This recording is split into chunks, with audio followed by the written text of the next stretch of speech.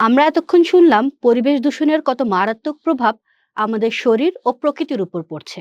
শুধু সমস্যা নিয়ে কথা বললেই তো হবে না, সমস্যা সমাধানের করণীয় সম্পর্কেও জানতে হবে। এখন আমরা আলোচনা করব মাটি, পানি, বায়ু এবং প্লাস্টিক দূষণ রোধে আমাদের করণীয়গুলো কি কি। প্রথমে আসি মাটি দূষণের কথায়।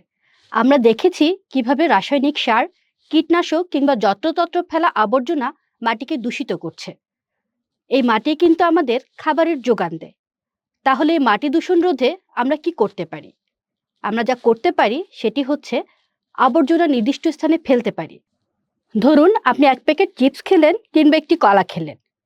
খেয়ে সেই চিপসের প্যাকেটটি কিংবা কলার খোসাটি যেখানে সেখানে না ফেলে নিজের সাথে করে নিয়ে যান, অথবা নির্দিষ্ট ব্যাগে রাখুন। যেখানে ডাস্টবিন পাবেন সেখানে গিয়ে সেটি ডাম্প করবেন।